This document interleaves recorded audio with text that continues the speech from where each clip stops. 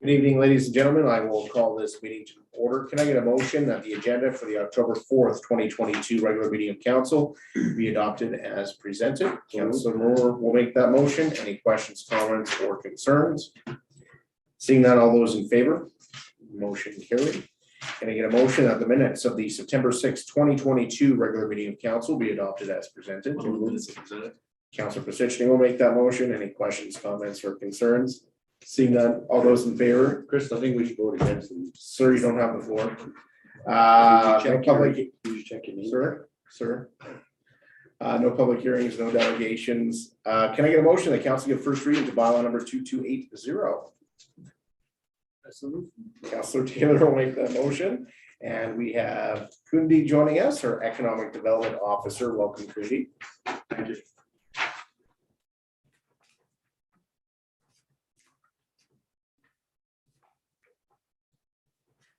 Good evening, Council. September 13, 2022, the reading a draft of the business license bylaw number 2280 was presented to and received general support from the committee. Since then, administration have made the following changes to the bylaw. First, the addition of a clause on page 9, section 4.36. which will permit the town to publicly disclose to Edson residents a decision by the business license inspector to refuse, suspend, or revoke the business license. Secondly, on page 6, section 4.16 and 4.17 were amended to extend the deadline for business license renewals from January 31st to February 15th. Also, within clause 4.17, we took the step to alter a previous stance we had made, which was to cancel the business license in the event where a business license application is not renewed in time. With this amendment, we would still look at the business as being invalid if they haven't renewed in time. But instead of having them cancel the business license and have to reapply for a new business license, we would just ask that they remain non-operational up until the time that a new business license has been renewed for them. Furthermore, stakeholder engagement of the proposed business license bylaw was undertaken, which included an open house on September 26th from 6 to 8 p.m. at the Chamber of Commerce building. 2 separate direct emails to all registered Edson business license holders, soliciting feedback and comment, social media messaging, and a dedicated page on our town website.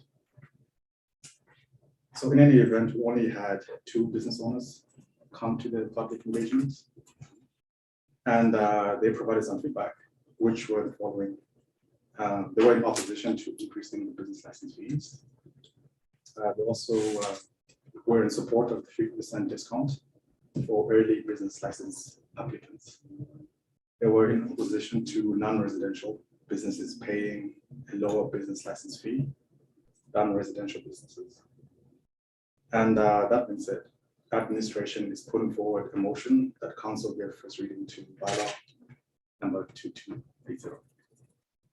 Great, thank you, Kundi, for your presentation. Council, any questions, comments, or concerns? Councilor Sherrard. I'm glad you brought through the mayor to Mr. Kundi. Am I saying it right now? Yes. Okay. The 2 business people that you're talking about that complained about price both contacted me. So I know exactly what you're talking about. And I was trying to clarify, so we will no longer have a discount for buying early, is that correct? Yes, so when we threw the mayor to Councillor Conrad, so we proposed on September 13th that we remove that system of applying an early discount because it really messed with our accounting system, whereby we would invoice for one fee and then have this discount feature. And so basically we're invoicing for an incorrect fee. And so that caused a lot of problems in house. So we just thought just to remove that system altogether. Okay, thank you. Any other questions, comments, or concerns? With that, I will call the question. All those in favor? Motion carried. Can I get a motion that council give second reading to bylaw number 2280? Councilor Byro make that motion. Any questions, comments, or concerns? Seeing none, all those in favor? Motion is carried. Can I get a motion that bylaw number 2280 be placed for third reading? Councillor Sharp will make that motion. All those in favor? Motion carried. And can I get a motion that council give third reading to bylaw number 2280? Councillor Bevan will make that motion. Any questions, comments, or concerns? Seeing none, all those in favor? Motion carried. Thank you, Cindy. We will move on to reports from administration. Can I get a motion that council appoint Murgard, Barford, Williams, Jolly, and Starkovich as the town's auditor for the year ending 2022 and 2023? Councillor Byron will make that motion, and we have Ms. Bittner, our GM of Corporate Services, with us. Sarah. Thank you, Mr. Mayor. Good evening, Council. Just as mentioned in the memo here, we are recommending extending the existing contract we have with the auditors, our auditors, for two reasons. One, there is a significant public sector accounting board change coming up. It was due to have been completed within the original 5-year contract that we had with them, but due to COVID, they actually extended that out for until the end of 2023 to be compliant. So we already sort of started that process with our current auditors. Also we had some current staffing and time constraints. Usually at this time we would go out to RFP again after the 5 years, but due to those two items, we're sort of recommending that we extend their contract for these 2 years up until the end of that PSAB compliance for, at the end of 2023. All right, thank you. Any questions, comments, or concerns? I have no concerns with this. They've been providing a great service for us, and due to the current circumstances, I'm in support. So with that, I will call the question. All those in favor? Motion carried. Can I get a motion that council adopt the revised snow and ice control policy O-T-3 as set out in attachment 1? Councillor Bevan will make that motion, and we have Mr. Clayton Kitlitz and Pat Fisher with us as well to give us an overview. Clayton. Thank you, Mr. Mayor. Share screen first. Yeah, share screen first.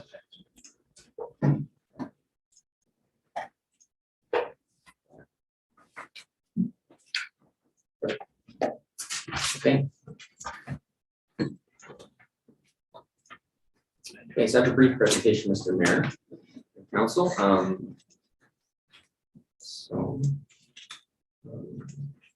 Just as a brief background about council's already seen this, but just as a refresher, the existing policy as it's written today was created in February 2020, which was sort of an amalgamation of a couple policies the town had with respect to snow removal, snow and ice removal. In February of this year, after the, I guess, 2021/2022 snow season, we had brought back a recommended revision to the policy. And it was basically around the CAO's powers to get them to reserve funds in extreme conditions or weather events. It was quite limiting in the current existing policy. So we brought forward a recommendation to do that. At the same time, council put another motion on the floor to amend the accumulation threshold from greater than 5 centimeters to greater than 10 centimeters. Subsequent to that, in June of this year, the administration brought back an extensive report to council that outlined a summary of the events of the previous snow season, what went well, what didn't work, some of those costs. We brought back some information from how other municipalities are doing snow and ice control in their operations and their policies as well. And we also had some options for council to consider with respect to moving our snow and ice control policy forward. The feedback we got from council was to perhaps engage our downtown or Main Street business owners with respect to the proposed policy and the current operations, some options for alleyways, and then also a legal review by Brownlee to make sure that we were sound from a liability perspective. So we did that. In terms of respect to alleyways, we decided to go with basically the existing policy didn't really address the alleyways at all, and we maintained and we've added a clause that says they are not a priority in this policy. Our approach will be to, if our forces, our crews have the ability to maintain alleys during the snow season, we will do that with our forces and our equipment. We've allocated a little bit of budget money for some contracted service help if needed. But really, I think what our approach would be at this point is to, again, rely on the clause that the CAO has the ability to draw on reserve funds to help with contracted services in that area. Should we get a big snow event season like we did last year where we need to have that extra help. And that's would be our approach, and see how that goes. We haven't been a priority in the past. Last year was a pretty extreme snow season, so we all know what happened there. The second part of it was there was a question about could we allow private business owners and potentially landowners do some clearing in their rear lanes to affect their businesses and whatnot. We did get Brownlee to put in some proposed policy for that. And with some conditions, and it would require sort of a permit / agreement that the business or landowner would have to enter into with the town in order to do that clearing within that space in the public lane. That's been added. One thing I want to make a note of, I apologize that there's not a red line version of the latest version of the policy. When we asked Brownlee to do a review, their wish was to rewrite it from scratch. So they gave it to us in an entire different format and it was totally rewritten. So it was a process for us to track the changes. So my apologies for that.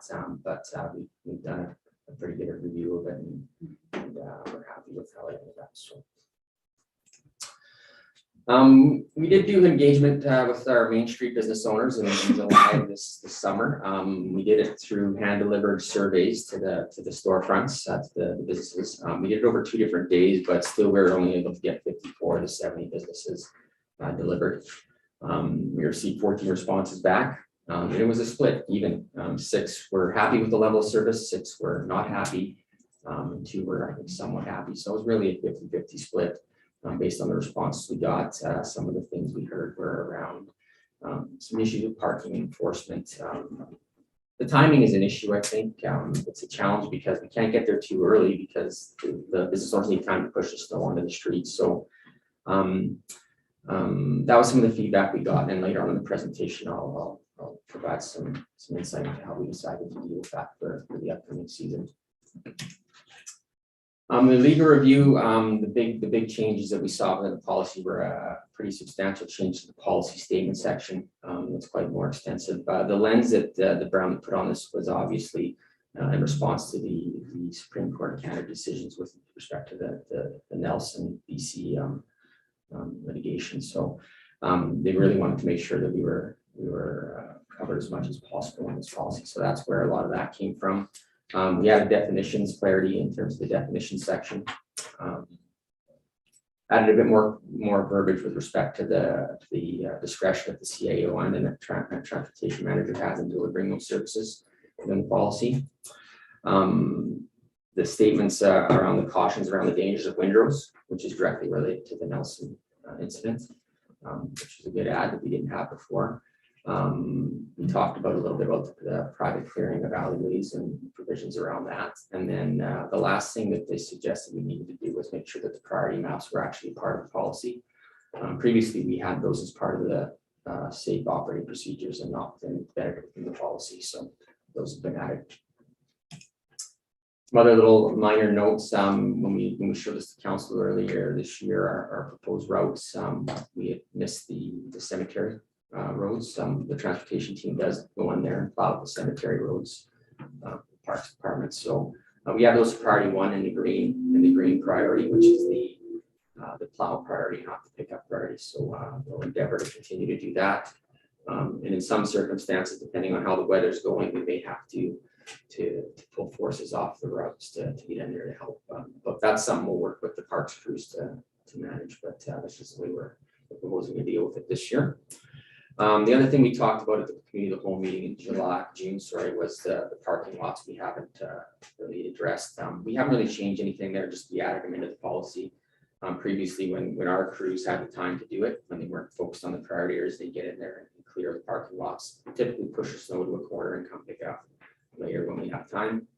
We'll continue to do that. And again, if needed, if we're getting behind, we will use contracted services to help us get the snow cleared and out of the parking lots as per the additional map prior to 5, which has been added to the policy. Some of the budget stuff just to share, council will obviously get another look at this stuff when the budget is presented here in a couple weeks. But some of the feedback we heard was about getting a second grader. So we've looked into that. So we are currently sourcing that out as considering for a lease or potential purchase option, but we'll have that for council to consider during budget. We've added $50,000 to contracted services again to help us with truck hauling, potentially lanes or parking lots if needed. The snow dump, $50,000. I put in here not new, but hopefully I'm right on this fact correctly, but this was in last year's budget. So to operate the snow dump, we do need contracted services, so that remains and that is in there. We're proposing some increases to staff overtime to help, and then also an increase for our material supplies for the season. And then in 2024, we will bring forward a proposal for a new loader and box blower. Just a side note on the box blower, we did actually procure another unit in the middle of last season, right? That was a bit of an upgrade to the current blowing units that we have, so it is much better, and we're hoping that holds up and serves us well this year while we're waiting for new equipment to come. Should we proceed with the greater purchase or lease, we probably don't expect to see it till probably the fall of 2023 if we're lucky. So in summary, again, notwithstanding some of the challenges with funding, staffing, and equipment, and extreme weather we had last season, generally we're pretty happy with where the policy's at and the improvements that we're presenting to council, where we've got today.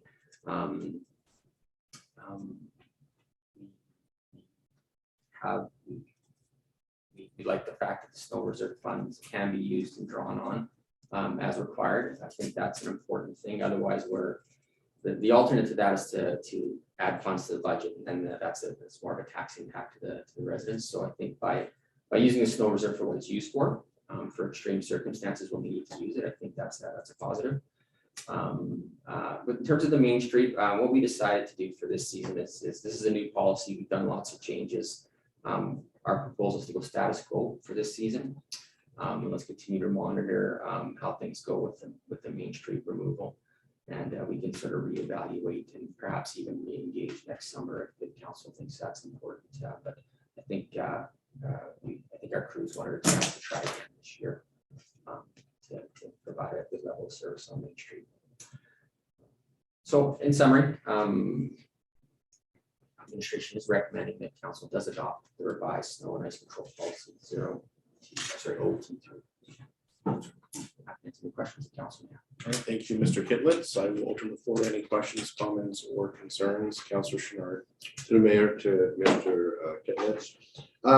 I've gone through it. I like it. The one thing I'm very pleased to address is back alleys around businesses, because then, so I'm understanding it right, the business with concern contact the town and get a permit for proper removal.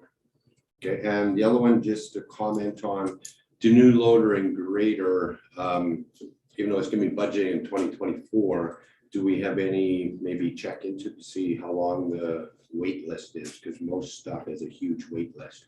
So if we can inquire, we're planning on purchasing in 24, maybe you have to order now to get it by 25. So you, Mr. Mayor, so just a clarification, the grader we're planning to bring forward for 2023 budget. I don't think we've done any pre-ordering. I think that without council approval, we're a little leery on that, but it's pretty substantial. We're hoping if we get budget approval here at the end of this year for the grader. Again, I don't know if we have any insight into how long it's going to take. Fingers crossed that we have it for the fall season 2023. For reference, as a comparison, our new street sweeper that we're looking at in the lease budget was a delivery of about 8 to 10 months. Okay. That's all my comment is. Just I agree, you can't pre-order it, but some equipment, depending on what it is, you inquire into it, because the snow blower might be up, but we've got it readily available, but that one little part you need to run it, sorry, that's 2 years away. We can certainly do some investigation on that. Okay, thank you. Councillor Meyer. Thanks, through the chair to Mr. Hibitz and Fisher. Thanks for your work on this. I read through the old one and then I read through the new one and I was just like beaming. So I really liked all the changes, the definitions, the ability for others to do the alleyways if they kind of meet that need or requirements. As well as it just seemed like it had a lot of kind of common sense written into it that, you know, it gives some freedom for administration to make, you know, changing, you know, as circumstances change with different types of storms, that you can kind of adapt that a little bit more. Whereas before it was a bit too tight to do that. So thank you very much for all that. Work on that. I did have one question, and it's regarding the, there's a subdivision on Rodeo Road that's town property. Where does that fit, or how is that addressed? Go ahead, Mr. Yeah, Vetch Tibbetts. Creek Estates, yes. So, Mr. Fisher might be able to supplement. My understanding is that's a condominiumized development, which means that it's not a public road, it's a private road. The condominium board is responsible for that piece of infrastructure. Is that correct? You know, I'm going to. Go ahead, Councilor. that's my understanding. Yeah, it's through the mayor administration. They didn't want to build the town standards, so it doesn't come to us. Yeah. So we don't have the responsibility for it unless they wanted to hire us to do it, I guess. Okay. Yeah. Yeah. That's good, thank you. Councilor Bevan. Through the chair, to Mr. Goodless and Pat there. On the back alleys here, and that, does that have to be a approved contractor by the town? Through you, Mr. Mayor. So I think one of the things that we're working on, and something that's been important for us, is to start to develop an approved contractors list. And it's something that we haven't totally finalized, but we're working on that. And so ultimately what would happen is contractors would pre-qualify through us, through our system, and then we have the lists, right? So when the events occur, we can quickly go to our list and contact the contractor. So that's ultimately where we would go. We don't have that fully set up and implemented yet, but it is on our radar to do. Do it. I guess what I'm asking too is, I know there's some businesses that would like to use a contractor, but in the past, they've been saying that was been a liability for them to come on and do it. So now if they're able to get a permit, what type of insurance would they have to cover that for? Okay, sorry, through Mr. Mayor, I think I misunderstood the first. No, part. you So didn't, I is this- didn't explain it Oh, right, okay, so. okay. So I think we haven't completed that permit yet, what that permit's gonna look like. But the recommendation to the lawyer to have insurance coverage, I don't have the specific for you right now, but there will be insurance provisions, how they handle the snow, where they put it, those kind of things will all have to be addressed through there. So hopefully it's not too onerous, but I think it's important that the town's covered. It's work on public lands, right? So Yeah. we want to make sure that we're covered, and also that the business owner and contractors are whole as well, right? It's our intention to make it good for all. So I don't have the specifics on insurance, but it'll be our standard liability clauses, I think, that we're using. No, I appreciate that, because I know last year some businesses wanted to clear some of the alleys, but there's people saying, no, you can't, because Yeah. it's not set up with the town, so We're we'll be hoping happy to have hear that. Thank We're you. hoping to have that set up, yeah. All right, any other questions? Councilor Taylor?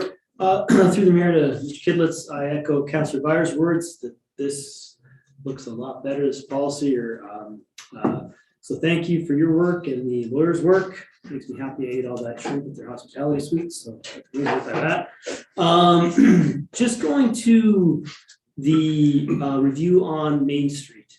And of course, there were two options, and obviously the recommended option was to stay status quo. The other option was to make it into a priority one. Was the issue, the recommendation is that they wouldn't have time to shovel their walks into the street? That was the issue. Yeah, I think it's a challenge through you, Mr. Mayor, that it's finding that balance to give them the time and when our crews get there. So and like I said, I think it would be prudent for us just to give it another stab this year. We can certainly try to re-engage and evaluate how that went. I floated this with our crews, and I said maybe this is something that we do have to contract out, because then a contractor could go there at the time we sort of say. But they're pretty passionate about it, and they want to give it a try, right? So they're anxious to try to do that. So we'll monitor and see how it goes. Go ahead. To the mayor again, so Looking at the 50,000 that we sort of put ahead to third party or contracted services, how do we budget or how do we assess what that cost is going to be? Is that predetermined ahead of time? Do you speak with the contractors now or in the summertime negotiate now? Or are we negotiating like in January? Or is it based on previous years, what they're paying? How do we negotiate that? Go ahead, Mr. Fisher. Through the mayor to Councillor Taylor, in terms of how much is budgeted, it's based on a historical amount. The 50,000 kind of came from a couple years' history. There's been years where we exceeded that, depending on the contract or just how much snow we had, and then years where we were way under that. In terms of having a contractor on board, last year with our snow dump pre-qualification or snow dump tender process, we actually had it for a 3-year term. So our rates are fairly set for the next 2 years, the next 2 seasons. That rate is an hourly rate for the equipment, and we work with the contractor to kind of manage that. So if just need them to go and push a little bit, they've been pretty good about coming out and doing just a little bit. If we need them for larger amounts of work, we get them to do that at the time. And is it the same rate for every single third party that we might use, or is it just primarily one? We're contracted with one operator for the snow dump. Okay. You're speaking specifically about the snow dump, not another third-party contract. That 50,000 that's already allocated is just really snow dump operations. Thank All you. right, thank you. Any other questions, comments, or concerns on this? I echo what has been said. A lot of work has gone into this, and I appreciate administration's time and effort, as well as our crews who I think provided a lot of input, and the business owners as well. Personally, I would like us to move up Main Street to a higher priority. However, I'm willing to give it a shot this season to see how things go. I do have 2 questions though. Just on the alleyway clearing, is it going to be the business owner, the property owner applying for that permit, or is it going to be the contractor applying for that permit? Mayor, I think the intent is it's the landowner, but we will get clarity. So we have a permit that we use. Mr. Fisher knows it, for the snow dump.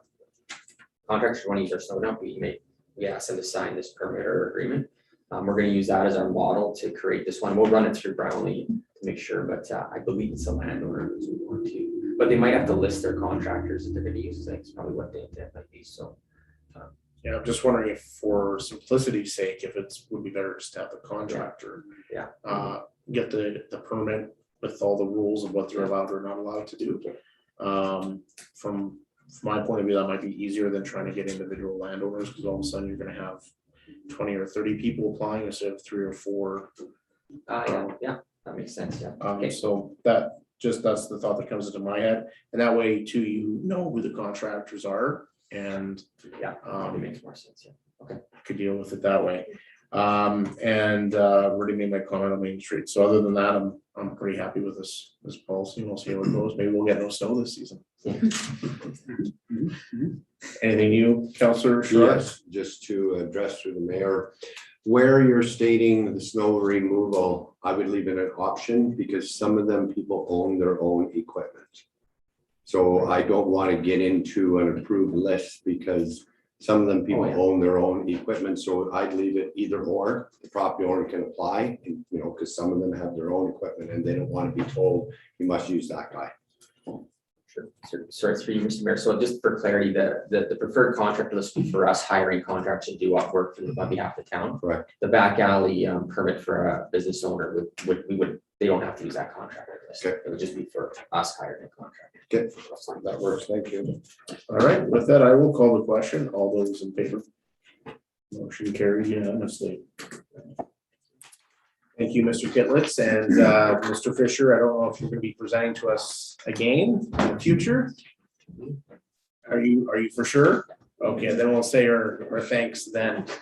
Moving on to Mr. Kitlitz, before you leave, maybe you want to introduce your new transportation. That's a great idea. I'm very happy to introduce Ryan O'Sullivan to council. He is started on Monday as our manager of transportation. So we're very excited to have him. He comes to us from Kelowna, but he's in Alberta.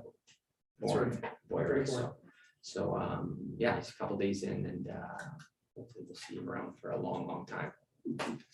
Well, Mayor, Council. welcome aboard. Do you want to maybe just give a brief introduction of yourself, your background? Sure, yeah.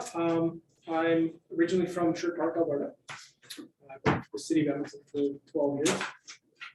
For Stat Tech Consulting for another 6, and then city of Kelowna for 10 or so. And look to move back to Alberta to get back to home with my parents. Kind of start watching over them in their early years. So Yeah. this is where they live. This is where I came. Glad you had it open for me. All right, excellent. Well, we're happy to see you on board, and I'm sure we'll see a lot more of each other in the future, especially when the white stuff starts. Following. Can I get a motion that council accept the YCE Multiplex Center Project Condition Assessment and Conceptual Design Report as set on attachment 1 for information? Councillor Pisichny will make that motion. And we have Mr. Bob Beck, General Manager of Community and Protective Services, to give us an overview. Go ahead, Bob. Thank you, Mr. Mayor. There's no PowerPoint prepared for this item. Hopefully council can refer to the report in the agenda package. As council will recall, we commissioned Dialogue Architecture and Engineering to conduct a facility condition assessment report for us, and that was received by the YCE Steering Committee in early September 13th. Key findings of the report are that the overall structure of the 3 program areas in the leisure center are sound and can support reuse for with work for an expected 50-year time period. That's not to say there's not challenges, which were highlighted in the report. They did make recommendations in the report about which could be used in their current form or which could be just be considered for space. For example, I was warned at the start of the process, don't expect much of the pool. And that's what the report confirmed was we might consider the structure of the pool for adaptive reuse, but not anything in the pool, none of the mechanical. It's beyond its functional life.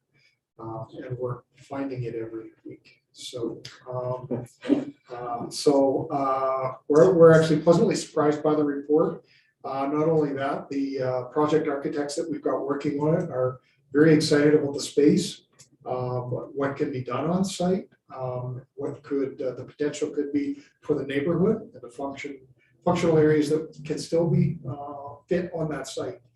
So they're very bullish on the project. So the next step is really development of some concepts with the steering committee, and then hopefully we can get preferred concepts adopted by town council and county council before Christmas, and our application for amendment for the ISIP grant off before Christmas. So happy to take any questions.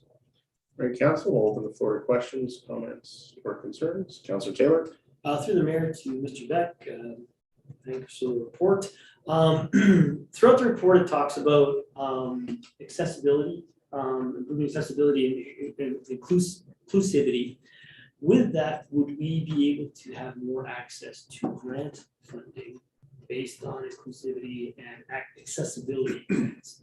Or does the federal grant that we have and the provincial funding that we're being granted, does that negate any other additional grant funding based on those big items, as it were? Mr. Mayor, through to Councillor Taylor, that's a great question. We're happy to look into that. I suspect because we've got the big federal grant, we probably wouldn't qualify for the smaller one, but it's worth investigating. We were successful on one for the Griffiths Park building. So why not? We will look for that grant. It's a good suggestion. Thank you. Any other questions, comments, or concerns? Steering committee members, do you want to provide any feedback? If I may, Mr. Mayor. Go ahead, Councillor Pisichny. Yeah, just it's very exciting, the rescope of this project is very exciting for this community, and I'm pleased to see that the The structure is in sound condition, and I do want to point out that I find it surprising that the oldest part of the structure is in the best condition. Better steel back then. Maybe. All right. Counselor Barr? Thanks through the chair to council. I was also surprised by the report when it was delivered to us, and the gentleman from Dialogue, he was as excited about it and how a renovation could possibly occur as Mr. Fisher is about wastewater treatment plant. So that just gives you an indication of the enthusiasm that they have when they got this back, and that some of the different groups kind of contradict each other with, well, it would be good for this, but not good, and then the others kind of contradict, but it just showed how many different voices they had coming to the table to give the proper input that we were needing in this, so. Good, Councilor And for the Mr. Mayor and Council, I found it interesting too, how they dove into our facility to see how we operate and pulling ideas out of it that are unique to Edson. And the location they said is phenomenal, and there is tons of space according to them. So definitely think we have the right people on board to deliver on this model. All right, Councilor Moore. Through the mayor to Mr. Beck. I imagine future parking spaces will be well considered for this new facility. Yeah, Mr. Mayor, through to Councilor Moore, that was a good topic of conversation at the last year committee meeting. It may be tight on that site. We'll see what sort of concepts are developed, but as luck would have it, we've got a bit of land across to the east, which is in excellent shape. It's wooded right now, but it could be opened up for a couple hundred stalls if that's what we needed. We did a traffic impact study for the Hillendale project, and I think it was in the neighborhood of 430 stalls or something like that was what we were required. We're short of that today, but with full build out, it recommended something like that. So it will have to be accommodated, absolutely. Right. Supplementary, please. So there's no consideration to go west, like into the former Water Tower Park region for parking spaces. Mr. Mayor, through to Councilor Moore, we're really not at that stage yet. It was kind of talked about a little bit, but there's some challenges with that site as well. And so we'll see. Should know within about 60 days what the preferred concept is. And remember, this is just a preferred concept so that we can apply for the grant amendment. It doesn't mean you're locked into that design throughout the process. There's still time for change. Sure. Thank you. All right. Anybody else? Seeing none, all those in favor? Motion carried. Any motion that council accept the October 4th, 2022 information item as set out in attachment 1 for information. Councilor Taylor will make that motion. Any questions, comments, or concerns? I'll just speak to this. This is just a follow-up letter from our meeting, as you are aware, at Alberta Municipalities. And I think we had a really engaging session with Minister Copping, and hopefully they will come out and see your facility and see some potential that we have here in Edson. With that, I will call the question. All those in favor? Motion carried. We have no sundry items. Council committee reports. We're going to go back to September the 7th. And I'm actually going to start today. I know. Go ahead. I'm just going to say ditto, so make sure you say the right thing. So on September 7th, attended the blanket exercise with the Friendship Center, and it was my first time doing the blanket exercise, and it was an eye-opening experience to say the least. And thank you to the Friendship Center for hosting us and a number of our staff for that ceremony. On September 13th, we had a YCE meeting, which we just reviewed. September the 15th, regional waste meeting as well. And at which time the Regional Waste Management Authority reaffirmed that we would like to see the MD of Greenview joining the authority. So an RFD on that will be coming forward in the upcoming weeks.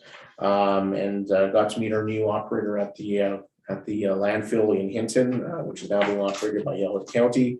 And I'm very excited to have him on board, moving that forward. September the 16th, met with administration and some residents regarding flooding concerns in the community. The AUMA conference, September 20th to 23rd. On September 28th, CEO Beveridge and I attended the Alberta Forest Products Association conference in Jasper for a few hours, and had some really good discussions with some local forestry companies, including Weyerhaeuser, who are, I think, full steam ahead. Some of the challenges that they've had with rail capacity seem to have eased, but something that we're keeping a close eye on. And, obviously a very important player in our community. September the 29th, the Emergency Management Advisory Committee meeting. September 30th, Truth and Reconciliation events here in the town of Edson. Yesterday, a youth council meeting, and we welcomed two new youth counselors. We had a lot of applications. Can't recall exactly how many. Maybe Councillor Taylor can recall. 7 or 8, Yeah. And really good group of kids once again this year. They will be coming to council in November to observe a council meeting and for a photo with council. And then earlier today, myself, along with CEO Beveridge and GM Beck, met with MLA Long to talk about homelessness in the community. And that is my report. We will go next to Councillor Byer. Thanks. On September 7th, I attended an Indigenous blanket ceremony, which was very, emotionally eye-opening. Definitely good to kind of understand what that population went through over the years on many different things. And September 13th, attended the Brownlee Planning 101. That was really great to have them come out and ask a bunch of questions, especially as we're just kind of approaching our land use bylaw rewrite. Also on the 13th, had the steering committee multiplex meeting, and followed by the committee the whole meeting. September 21st to 23rd, I attended Alberta Municipalities Conference in Calgary, and on the 23rd, that meeting with Minister Copping, and on the 29th, the Emergency Management Advisory Committee. That's it. Thank you, Councillor Schnarr. Okay, going back to September 8th was the Synergy group meeting. There was a lot. I forwarded that to council. The important stuff was that they brought up was Trans Mountain in the area, which brought a lot, so about 90% done in the area. The estimated spending was directly to Edson was about 25 million. And CNR announced that they will be doing some drilling again. September 13th, Cal meeting, and as well as September 13th, I also attended part of the Planning 101 Brownlee. It was very good information. September 14th was the Chamber of Commerce meeting. Important dates coming up. October 11th, it will be the Small Business or Business Award presentation, virtual. And on November 17th is Light Up. December 1st is Night Owl. Santa Claus Parade will be December 2nd, and December 9th is the Christmas party, and first time ever. So anyone interested, get a hold of Chambers because they anticipate it will sell out very fast. The question was, is they up the price per ticket was what they debated on there, which with the rising cost shouldn't be a problem. Then on September 15th, I came and checked out the pig roast on Main Street. On September 15th, I attended the Seniors Transportation AGM just to observe, and the information on it, they're doing extremely fine. September 16th was our Trans-Canada meeting. We discussed Aboriginal and tourism. We're working on a very good partnership with them all across Canada. They're getting involved as their new highlights. Bless you. We are still working on getting new members. And then on September 20th to 23rd, Alberta Muni. September 29th, we did an emergency management committee meeting. As well as on the 29th, we attended the pool, the presentation of our lifeguards. And I believe it's 6 years we're running, they've been awarded. And 3 of us got to finally touch the bottom of the pool. So that was a good highlight for us. And then just note that I'm gonna note is the breast cancer run. I attended that and first time in 3 years, so I was pleased that it was a really sunny day. And I don't think I forgot anything, but that's it for my report. Councilor Bevan. Okay, September 23rd was the committee of the whole meeting. September 15th, we had our senior transportation meeting in AGM. They're doing well here. As of today, they started out as $83,000, then COVID hit, and now today they sit at $69,379.16. And we elected a new secretary treasurer, which was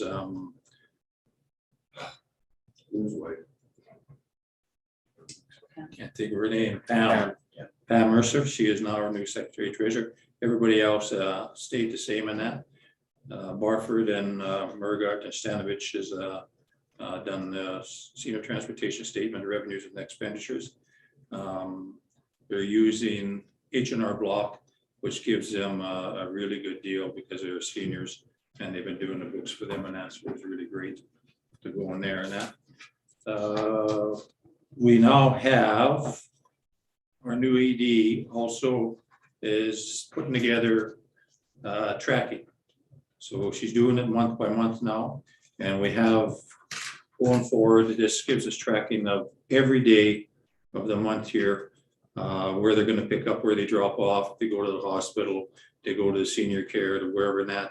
They're putting the total kilometers on, the whole works. Tracy does it all and gives it to her ED. She puts it into a format here, and we have that now going forward. And what this will do is when we apply for any grants, they're asking of where we pick up, who we pick up, where we drop off, and how many times in that day. So we now have that, and that's going forward. So we'll be getting that every month. And we also have a monthly calendar going out. We also have a follow-up action list here of every month that's going on. And it's all the way from grants to board orientation, budget funder, everything else. And it's listed low, medium, and high in the priorities and how much percentage is being done. We've never had that before. So that is going there. So the board is in good hands. We're looking at applying for some more grants. Our ED has found out some other sources of grant funding for us in that, and she will be applying for them. She's been talking to Gerald Soroka and Martin Long and stuff like that, and in very close contact with them. So hopefully in the near future, we'll be getting a few more grants and stuff like that. And she's working closely with Tanya Byers in the back for the transportation survey. That's going to be up and running here. And she's keeping very close contact with her and that to what's going on. So we'll be having the input in there, and she will give us a follow-up list of what's going on there. So it's going good. It's ridership is up a bit and stuff like that. We are a little lower on fees for the residents, but they're not gonna up anything right now. They want to find out exactly what is going on and what the residents are left with at the end of the month, which they have to be left with so much from Evergreen Foundation to go ahead. So I'll be asking Evergreen Foundation about that when they have our meeting here on October 17th. So it's looking really good, coming along good. They're happy with that. 16th at a community futures meeting. Coming up is the fall business walks for downtown, and they're going to be promoting the digital service squad. December 2nd is their Christmas party up in Overlander Lodge. There'll be a board orientation for new board members and the strategic plan review. They're looking at doing communication with the Grand Alleyways School Board on youth entrepreneurship and that. They've been in touch with them, and they really want to get into the school to help the youth out and let them know what is out there for them to be able to apply for, do or work in that. West Yellowhead is partner of a new provincial initiative giving women entrepreneurs easy access to capital to start or grow their business in the local communities. And that there was a press release was sent out to that. Women entrepreneurs will apply for unsecured conditionally repayable loans ranging from $10,000 to $75,000. Eligible costs include operating capital equipment, leasehold improvements, inventory, non-owner salaries, and professional fees. And that is going good. They're looking for it.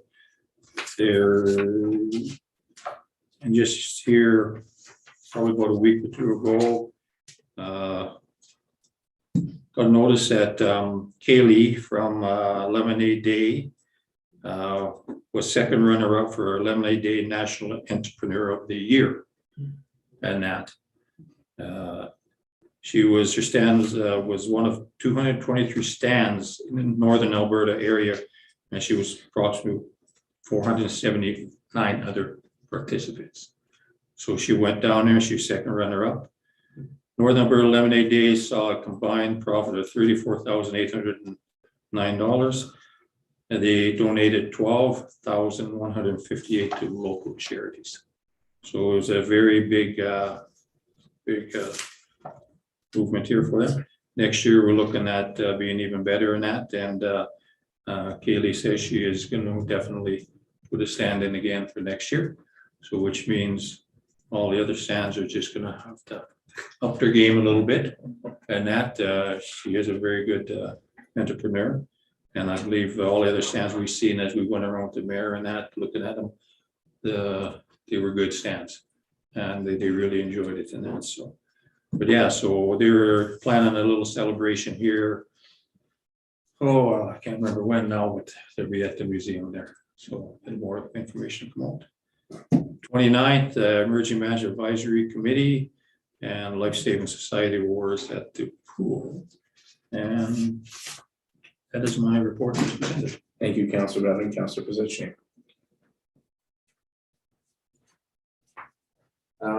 Dating back to September the 7th, I, as well as the rest of council, attended the blanket ceremony. That was an eye opener for me. On the 13th, I partially partaked in the Brownlee seminar, the YCE steering committee, and the committee of the full. And then on the 15th, attended the West Yellowhead Regional Waste Authority meeting. Mayor's already spoke to it. Attended the EMA conference from the 21st and 23rd. That is my report. Thank you, Councillor Moore. Thank you. On September 16th, I attended the Community Futures meeting in Grand Cache. Most interesting. I haven't been to Grand Cache for a while. Now they have a new traffic light. Well, it's not so new, but that's a great thing for them. Moving ahead in the world. Attended Alberta Municipalities Convention in Calgary. Most interesting. I got there a day early to have a 101 session. One of the exercises we had was we'd put a chair here, another chair at the back, and the one in the back was the architect, and the one sitting here was a builder. And they described to you what shapes they would like and how they would like placed. And three of us tried to do it, and we all failed miserably. But we had a great time, and it was a great bonding experience, and it just introduced us to new concepts and how they can be adapted to serve the community. And I thought it was a interesting session for sure. And then of course, September 29th, there was the pool lifeguard award winners. We went up there to the pool to honor them for the great job they do. And, that it's a very responsible job, and they can, some of them can actually save lives, when the time comes. And it was a great honor to be in their company. And it was also interesting to see the pool without any water and how deep the deep end actually is. And yeah, it was quite something. And I had the honor of attending the first youth council meeting of the year. And that was October 3rd, and always impressed by the youth on the council. They are our future, and they have some great ideas. And looking forward to this term. Thank you, Councillor Moore. Councillor Taylor. Thank you. On September 7th, I attended the blanket exercise, which was spoken to. September 13th, Committee of the Whole.